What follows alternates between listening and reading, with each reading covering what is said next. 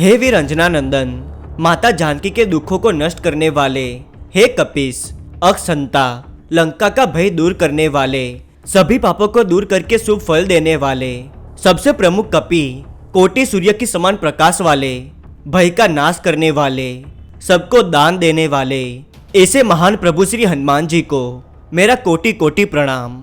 हर हर महादेव, जय श्री राम। कच्चा कलुआ, आप में से बहुत कम लोगों ने इसके बारे में कभी सुना होगा।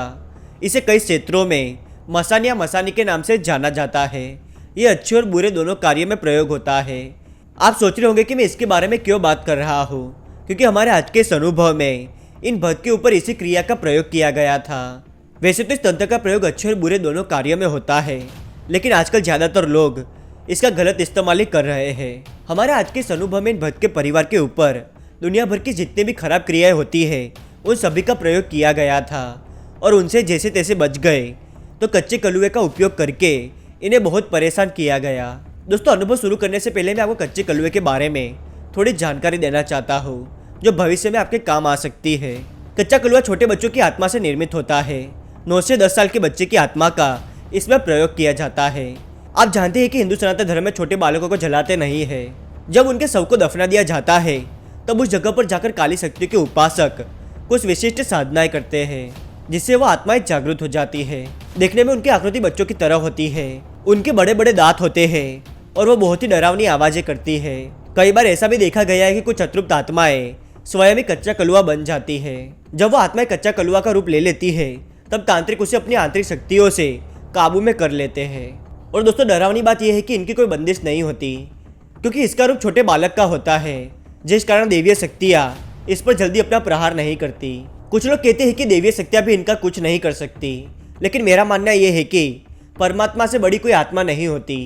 इसलिए जो भी बुरे कार्य करते हैं भगवान उन्हें रोकने जरूर आते हैं। अगर कोई महिला गर्भवती हो और उन पर एक क्रिया की जाए तो उनका भ्रूण नष्ट हो जाता है, जिसे बच्चा खाना भी कहते हैं। कच्चा कलुआ उसे किसी भी रूप से कर सकता है, फिर चाहे वो इसे मिसकैरेज का स्वरूप ही दे दे। अगर किसी गर्भवती महिला को छोटे बच्चे के डरावने सपने आते हो तो उसे श्री हनुमान चालीसा अवश्य पढ़नी चाहिए, क्योंकि भूत पिशाच निकट नहीं आवे, महावीर जब नाम सुनावे।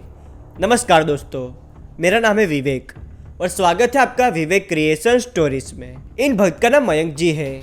आइए आगे कहानी इनके नजरिए से शुरू करते हैं। नमस्कार।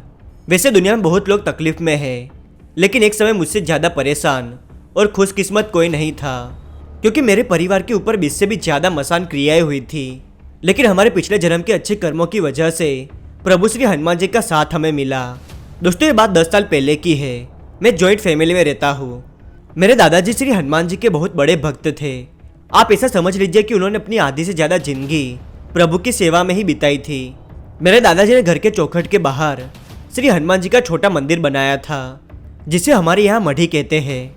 आज भी वो मढ़ी जागृत और शक्तिशाली है, क्योंकि मेरे दादाजी खुद अयोध्या और सारे तीर्थ जाकर वहाँ से मिट्टी लाए थे। उसी मिट्टी से उन्होंने मढ़ी का निर्माण किया था। मेरे दादाजी ने वो खास मढ़ी सबकी ऊपरी बाधाएं हट जाए यही सोचकर बनाई थी। जैसे गांव में इसके बारे में सबको पता चला तो वो दर्शन करने आने लगे। मेरे दादाजी सबको अगला पिछला बताते थे, यानी कि उन्हें किसी बुरी चीज़ के होने का पहले ही आभास हो जाता था। अब दोस्तों, मैं आपको एक राज की बात बता रहा हूँ। मेरे दादाजी के पास 84 खाता था। 84 खाता ऐसी चीज होती है जिससे वो इंसान सभी देवी और बुरी शक्तियों को साध सकता है, लेकिन उस इंसान को अगर कोई तंत्र में हरा दे तो उसे अपना 84 खाता हराने वाले को देना पड़ता है। दादाजी जानते थे कि उनके गुजर जाने के बाद कुछ लोग इसे पाने का प्रयास कर सकते हैं और वो किसी भी हद तक जा सकते हैं, लेकिन श्री हनुमान जी की मढ़ी बनाने के बाद वो संकट भी टल गया था। फिर एक दिन क्या हुआ कि मेरे चाचा और पापा काम से बाहर गाँव गए थे। उस समय घर पर दादाजी के साथ मम्मी, मैं और छोटी चाची ही थे। दादाजी की ज़्यादा उम्र होने की वजह से वो ठीक से नहीं चल पाते थे। इस कारण मैं ही प्रभु श्री हनुमान जी की सेवा करता था। मैं रोज की तरह सेवा पाठ करके पढ़ाई करने बैठ गया। तभी मुझे ऐसा लगा जैसे मुझे कोई पुकार रहा है। जब मैंने बाहर जाकर देखा तो कोई नहीं था, लेकिन वो आवाज़ मुझे लगातार सुनाई दे रही थी। फिर इस बात को वहम समझकर मैंने जाने दिया। इस घटना को कुछ महीने गुजर गए। मेरी छोटी चाची प्रेग्नेंट थी, इसलिए उनके मायके वाले चाची को लेने आए थे। उस वक्त दादाजी ने कहा कि ये कहीं नहीं जाएगी। तब किसी ने भी दादाजी की बात नहीं मानी और वो चली गई। अब यहाँ से हमारे परिवार के ऊपर परेशानी आने लगी। चाचे के मायके जाने के कुछ दिनों बाद उन्हें डरावने सपने आने लगे। उन्हें यही लगता था कि उनके बच्चे को कोई मारना चाहता है। जब दादाजी को ये बात पता चली तो उन्होंने चाचा जी से कहा कि अगर तुम्हें अपनी पत्नी और बच्चा प्यारा है तो उन्हें जल्दी से यहाँ पर ले आओ। दादाजी के कहे अनुसार वो उन्हें लेने चले गए, लेकिन जैसे ही चाची ने घर के आंगन में अपना पैर रखा तो वो वहीं रुक गई। उनका पैर आगे नहीं बढ़ पा रहा था। ऐसा लग रहा था जैसे कोई शक्ति उन्हें रोक रही है। फिर श्री हनुमान जी का नाम लेकर उनकी नजर उतारी गई। मैंने पहले ऐसा दृश्य बहुत बार देखा था, लेकिन इस बार चाची को ऐसी हालत में देखकर मुझे बहुत दुख हुआ। जब मैंने दादाजी से इसके बारे में पूछा तब उन्होंने कहा कि मुझे पता था कि ऐसा कुछ होने वाला है, इसलिए मैंने उसे मायके जाने से मना किया था। उन्होंने उस घटना के बारे में मुझे डिटेल में नहीं बताया, लेकिन उस समय मुझे लगा कि दादाजी को छुपा रहे हैं, क्योंकि उसकी अगली रात दादाजी को दिल का दौरा पड़ा और वो चल बसे। दादाजी के गुजर जाने के बाद घर एकदम सुना हो गया। वो रोज सुबह उठकर प्रभु के भजन गाते और हंसी मजाक करते थे। उनकी कमी मुझे बहुत खलती थी। लोगों ने घर आना भी बंद कर दिया, क्योंकि दादाजी इन सब चीज़ों के बारे में जानते थे। वही सबकी नज़र उतारते और उनके भविष्य के बारे में बताते थे। हमें तो कुछ नहीं आता था। उस दौरान एक व्यक्ति हमारे घर आए। हमने उसे पहले कभी नहीं देखा था, लेकिन उसने बताया कि वो हम सबको बहुत अच्छे से जानता है और वो दादाजी का दोस्त थे। उसने ये भी कहा कि उसकी कोई चीज़ हमारे पास है। वो एक माला के बारे में बात कर रहा था, लेकिन पापा को उस पर शक हुआ, इसलिए उन्होंने कहा कि हमने पिताजी की सारी चीज़ें गंगा में बहा दी है, हमें अब कुछ भी नहीं पता। ये बात सुन वो व्यक्ति नाराज होकर चला गया। जाते वक्त वो दादाजी के कमरे की ओर झांक रहा था। उस रात मुझे सपना आया जिसमें दादाजी कह रही थी कि उनकी माला मैं किसी को ना दूं। दोस्तों वो माला वही थी जिसमें दादाजी का 84 खाता था। उस समय मुझे कुछ समझ नहीं आया। उस वक्त तो मुझे ये भी नहीं पता था कि 84 खाता क्या होता है। वह व्यक्ति दादाजी की माला प्राप्त करना चाहता था। दादाजी ने एक नियम बनाया था कि घर के किसी भी एक सदस्य को दिन में एक बार जाकर प्रभु की मढ़ी के समक्ष रामधुन गानी होगी, लेकिन 4 दिन से किसी ने भी रामधुन नहीं गाई थी। इस नियम के बारे में सब भूल गए थे।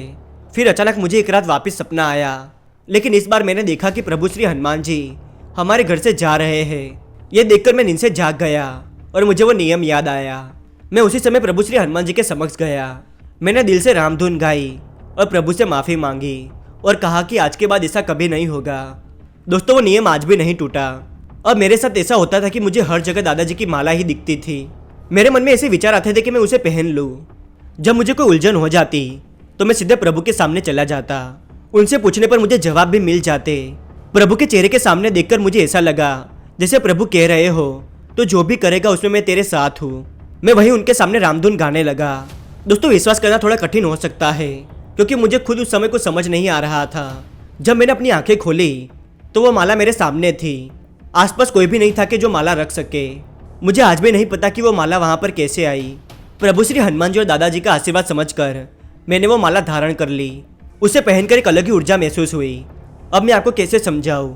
जैसे हम रिमोट से वीडियो क्लिप को आगे पीछे कर सकते हैं, वैसे वो माला धारण करने के बाद मैं सबके जीवन में आगे पीछे देख पा रहा था। तब मैंने उस व्यक्ति को भी देखा। माला धारण करने के बाद मुझे पता चला कि वो एक तांत्रिक था और ये माला उसके पास चली जाती तो वो बहुत बुरे काम कर सकता था। और 84 खाता ऐसी चीज़ है जिसे आप अगर किसी को प्रदान न करें तो आपकी पीढ़ी दर पीढ़ी आगे बढ़ता जाता है। दादाजी ने उसे किसी को प्रदान नहीं किया था, इसलिए उस 84 खाता ने मुझे चुन लिया। अगर मैं भी भविष्य में किसी को ये प्रदान न करूं तो मेरे आने वाली पीढ़ी के पास ये अपने आप चला जाएगा, क्योंकि इसके अंदर की शक्तियाँ हमारी सोच से भी कई ज़्यादा होती है। उस दौरान मुझे पता चला कि उस व्यक्ति ने हमारे परिवार के ऊपर महारण, उच्चाटन, चेतन, पता नहीं क्या क्या काली विद्याएं कर रखी थी, वो भी सिर्फ इस माला की शक्ति को पाने के लिए। लेकिन श्री हनुमान जी हमारे परिवार के आगे रक्षा कवच के रूप में खड़े रहे। अब इनसे हम बच गए तो उस व्यक्ति ने कच्चा कलुआ का प्रयोग किया। उसने भी यह क्रिया किसी और से करवाई थी।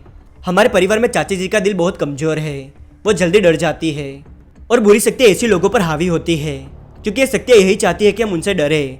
कच्चा कलुआ डरावनी चीज़ है। जब उसने ये प्रयोग किया तो उसका रिजल्ट तुरंत ही दिख गया।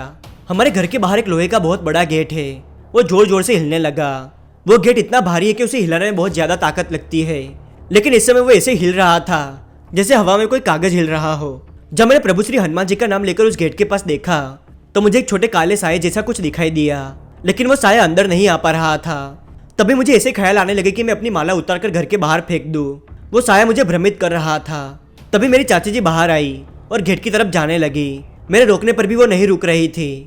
तब मैं भागकर चाचा जी के पास गया और उन्हें उठाकर सारी बात समझाई। लेकिन हैरानी की बात यह थी कि उस साये को सिर्फ मैं ही देख पा रहा था और चाची जी सीधे उसके पास जा रही थी। चाचा जी के रोकने पर भी वो नहीं रुक रही थी।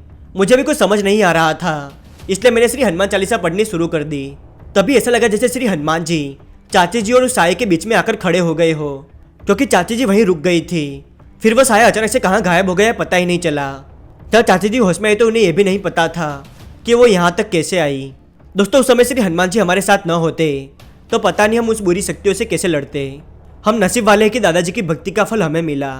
मैं आज भी श्री हनुमान जी को अपने आसपास महसूस करता हूँ। मुझे तो बहुत कम पता है, शायद इससे भी ज़्यादा हमारे साथ कुछ हुआ होगा, लेकिन श्री हनुमान जी की वजह से हम बिल्कुल ठीक थे। तो बोलो सियावर रामचंद्र की जय, पवन सुत हनुमान की जय। दोस्तों, मैं सबकी ओर से मयंक जी का धन्यवाद करना चाहता हूँ कि उन्होंने समय निकालकर हमें ये अनुभव भेजा। ये है वो कमेंट्स जो मुझे बहुत अच्छे लगे। ऐसे ही अपना साथ बनाए रखिएगा। अगर आपको प्रभु का ये अनुभव पसंद आया हो तो इस वीडियो को लाइक कर दीजिए और चैनल पर नए हो तो इसे सब्सक्राइब जरूर कीजिएगा, ताकि ऐसे नए प्रभु के अनुभव आज सभी तक सबसे पहले पहुंच सके। आप मुझे अपना अनुभव बताना चाहे तो vivekcreationstories@gmail.com पर बता सकते हैं। हो सके तो इस वीडियो को अपने परिवार वालों और दोस्तों के साथ जरूर शेयर कीजिएगा, ताकि प्रभु की महिमा के बारे में सबको पता चल सके।